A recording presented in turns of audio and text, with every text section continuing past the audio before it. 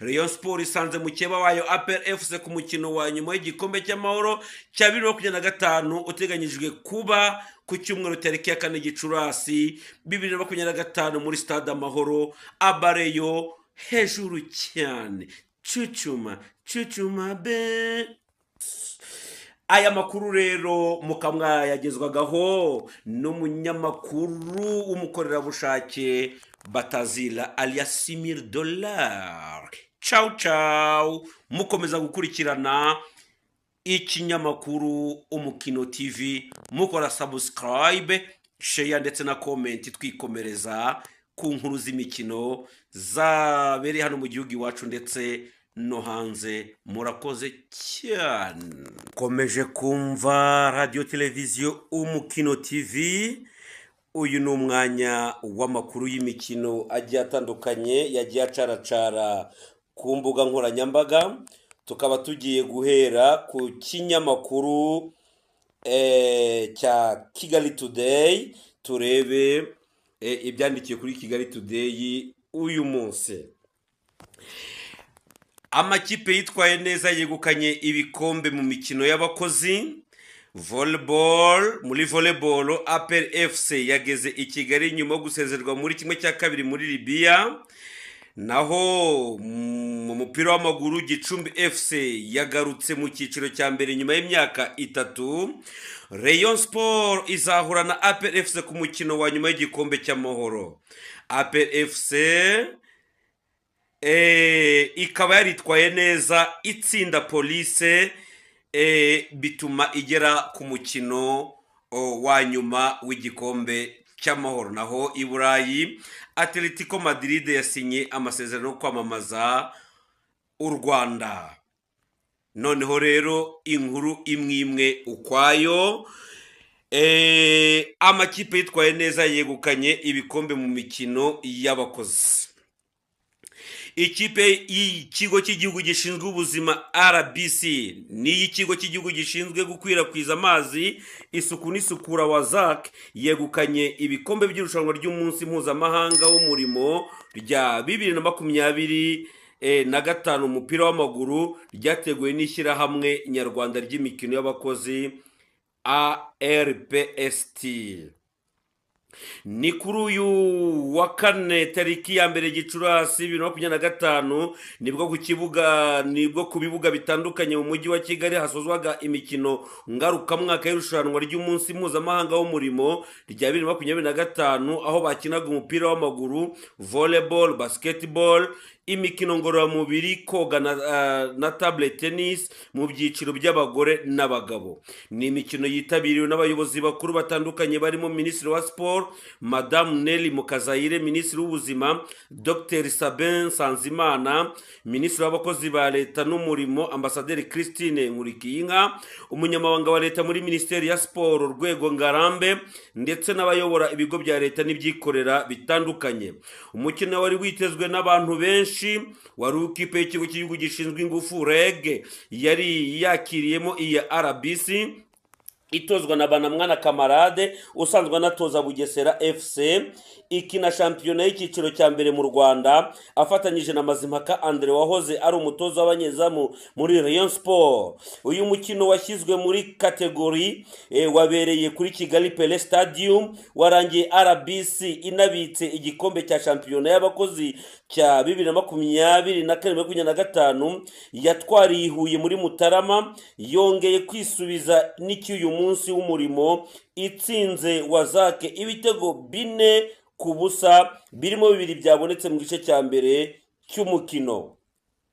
Uyu mukino wari ukurikiye uwari watangiye saa 5 mu cyiciro cya kabiri Serie B, WASAC n'urwego rw'igihugu rw'iterambere RDB, maze bikarangira WASAC yegukanye igikombe imaze kunyabika RDB igitego 1-0, nyamara yari yabonye ikarita y'umutuku minota ya nyuma.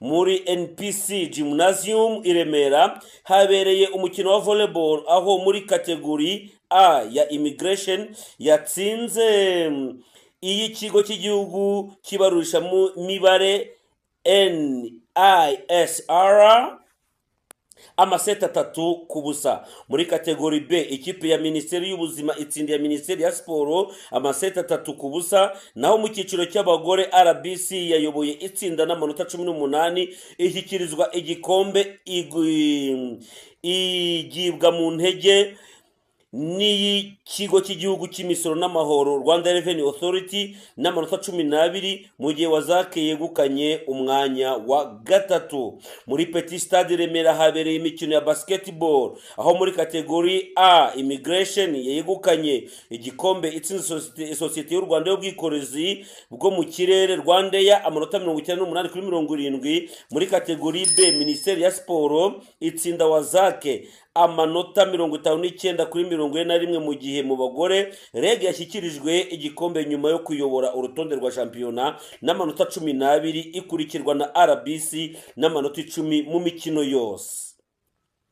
Minisitiri Ambasaderi Christine Nkulikiyinka yashishikarije abanyarwanda cyane cyane abakozi kugira umuco wo gukora siporo, kuko iruhande rwo kuba iganisha ku magara mazima inashimangira gukorera hamwe. Asaba ko uyu munsi ureba abakozi n'abakoresha wagombye kuba umwanya mwiza wo guhanga imirimo mishya. Ati uyu munsi si w'abakozi gusa ahubwo n'uw'abakoresha. Twese turasabwa kunoza umurimo tukawutanga neza, tugahora twihugura kugira ngo twongere umusaruro tugana ku iterambere ritagira urisiga inyuma. Yunzemo ati ubutumwa bw'uyu munsi bujyanye n'insanganyamatsiko dufite kugera ku mpera z'uku kwezi k'umurimo, aho najya inama yuko twese twashyira hamwe tugahanga imirimo, ariko atari imirimo ibonetse yose. Duhanga imirimo myiza isobanutse irambye kandi ibyara umusaruro, aho uyikora ashobora kubaho neza ndetse akiteza imbere adatandukiriye amategeko agenga umurimo. Iyi mikino yashojwe kuri uyu wa mbere Gicurasi 2025, yari ifite insanganyamatsiko igira iti siporo inkingi y'umusaruro ku kazi. Uyu munsi kandi wanabaye intangiriro y'ukwezi kwahariwe umurimo kuzarangirana na Gicurasi 2025.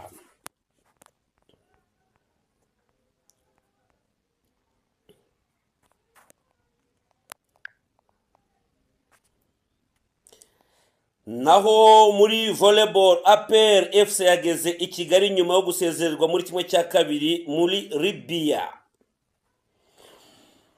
Mu rukerera rushyira kuri uyu wa kane nibwo ikipe ya APR FC yari ihagarariye u Rwanda mu marushanwa yo ku mugabane wa Afurika ahuza amakipe yabaye ya mbere wayo muri volleyball KVB Club Championship 2025 yageze mu Rwanda. APR FC itarabashije kugera ku mukino wa nyuma kuko yasezerewe muri kimwe cya kabiri, izanye umwanya wa kane ku mugabane wa Afurika nyuma yo gutsindwa ku mukino w'umwanya wa gatatu n'ikipe ya Al Ahly yo mu Misiri, bityo igasoza ku mwanya wa kane. Nubwo intego yakabaye igikombe, ariko ikipe ya APR FC yakoze amateka yo kuboneka mu makipe ane meza muri Afurika, ndetse bishimangira ko u Rwanda ubu rugeze nibura mu makipe 3 ashoboye kugera muri kimwe cya kabiri, nyuma ya kaminuza y'u Rwanda yabigezeho mu 2011, ndetse na Gisagara Volleyball Club yegukanye umudari w'umuringa muri 2022. APR FC irasubukura imyitozo vuba yitegura umukino wa kabiri mu ya nyuma ya kamarampaka, aho izahura na Police FC yo itarigeze isohoka kuko yagumye i Kigali. Mu mukino ubanza wahuje aya makipe yombi, ikipe ya Police VC yatsinze APR amaseti 3-0. Nanone kandi nk'uko twabivuze mu ncamake, Gicumbi FC yagarutse mu cyiciro cya mbere nyuma y'imyaka 3. Ikipe ya Gicumbi yakatishije itike iyizamura muri shampiyona y'icyiciro cya mbere Rwanda mu Rwanda mu mwaka w'imikino wa 2025-2026 nyuma yo gutsinda La Jeunesse FC ibitego 2-0 mu mukino wa gatanu wa kamarampaka wabereye kuri stade Mumena ku wa gatatu tariki 30 Mata 2025. Ni umukino ab'Igicumbi baje gukina basabwa amanota 3 yonyine, intsinzi yuzuye yuzuye bagahita buzuza amanota 9 yagombaga guhita ayihesha kuzamuka mu cyiciro cya mbere mu buryo budasubirwaho. Iyi kipe yo mu ntara y'Amajyaruguru yari yarakusanyije amanota 6 mu mikino 4 yabanje, yaje kubigeraho itsinda la Jeunesse ibitego 2-0 byinjijwe na Ngondo Stéphane na mugenzi we Peter. Ni mu gihe undi mukino wahurije AS Muhanga na Etoile de l'Est warangiye iyi kipe yo mu Majyepfo itsinze iyo mu Burasirazuba igitego 1-0 kuri stade y'akarere ya Muhanga. Ibi byatumye Gicumbi yuzuza amanota 9 ikagubwa mu ntege na AS Muhanga n'amanota 7, mu gihe Etoile de l'Est na la Jeunesse zinganya amanota 5. Ibisobanuye ko nubwo batsinda umukino wabo rukumbi usigaye batakuza amanota 9 nk'ayo Gicumbi ifite ubu, aho nibura amenshi ashobora kuri bo ari 8.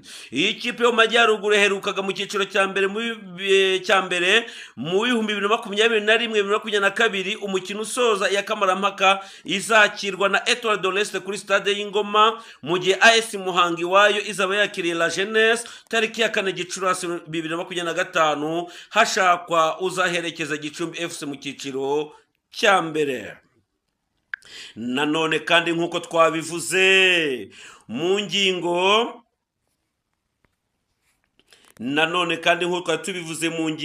mu ncamake, turagaruka ku nkuru ya Rayon Sport izahura na APR FC ku mukino wa nyuma y'igikombe cy'amahoro. Inkuru irambuye rero ikabigira iti ikipe ya Rayon Sport bifashijwemo na Biramahire Abedi yatsinze Mukura Victor Sport Loisir igitego 1-0 mu mukino wo kwishyura wa kimwe cya kabiri kirangiza mu irushanwa ry'igikombe cy'amahoro 2024-2025 bihesha itike yo kuzahurira ku mukino wa nyuma na APR FC alias Igikona. Ni umukino wabaye kuri uyu wa gatatu tariki ya 30 Mata 2025 muri stade Amahoro, nyuma yuko umukino ubanza wari wabereye Huye warangiye amakipe yombi aguye miswi igitego 1-0. Rayon Sport yinjiye mu mukino yotsa Mukura Victor Club igitutu, ndetse mu minota 4 ya mbere ikipe batazira Gikundiro yari imaze kugerageza uburyo bubiri bukomeye imbere y'izamu rya Mukura, nk'ubwo Biramahire Abedi yaricitse ba myugariro ariko kazibirwa n'umunyezamu Nicolas Sebwato mbere gato y'ubundi bwahushijwe na Aziz Basane Kulagna. Myugariro Rushema Chris akora akazi ke neza. Mu minota 16 Mukura yigaranzuye Rayon Sport mu buryo bwo kugumana umupira no gusatira izamu, uburyo buremereye buba ubw'umunyagana Mensah Boateng Agemin wararitse ba myugariro ba Rayon Sport bose agasigarana n'umunyezamu Ndikuriyo Patient ananirwa gufungura amazamu, umupira woherezwa muri corneri itaragize icyo ibyara gifatika. Ku munota 34 rutahizamu Biramahire Abedi yateye umutambiko w'izamu amaze kunyura muri humye ubwunganizi bwarimo Abdul Jalil Ishimwe Abdul na Rushema Chris, haba ikikango ko Rayon Sport yabifunguye amazamu. Iki gikorwa cyaje gikurikiye uburyo butatu bwabonetse kuva ku munota 27 gusa umunyakameruni Aziz Basane nta bubyaza umusaruro, igice cya mbere kirangira bikiri ubusa ku busa. Amakipe yombi yagarutse mu gice cya kabiri yagabanyije gusatirana cyane bashingira ku mupira wakinirwaga hagati mu kibuga. Ku munota 33 Kanamugire Roger yasimbuwe na Niyonzima Olivier Sef nyuma yo kugongana na bagenzi be bagerageza gukiza izamu asohorwa ku ngobyi y'abarwayi. Nkuko yabigenje mu mukino ubanza, Biramahire Abedi yahagurukije Abarayon bari muri stade Amahoro afungura amazamu nyuma y'umupira mwiza yacomekewe na Serumogo Ali ku ruhande rw'iburyo, bigizwemo uruhare rukomeye na kapiteni Muhire Keve ku munota wa 73. Rayon Sport igeze ku mukino wa nyuma mu gikombe cy'amahoro yawuherukagaho mu 2023 ndetse iza kwegukana icyo gikombe yatsindiye APR FC kuri stade mpuzamahanga ya Huye igitego kimwe ku busa, naho Mukura yegukana umwanya wa gatatu murantunga ibifashijwemo na Hakizimana Zuber itsinze Kiyovu Sport igitego kimwe ku busa. Ni mu gihe Mukura heruka iki gikombe muri 2018 kikaba na kimwe rukumbi gira ubwo yatsindaga Rayon Sport kuri za penalty ku mukino wa nyuma. Rayon Sport isanze mukeba wayo APR FC ku mukino wa nyuma y'igikombe cy'amahoro cya 2025 uteganyijwe kuba ku cyumweru tariki ya 4 Gicurasi 2025 muri stade Amahoro. Abareyo hejuru cyane, cucuma be.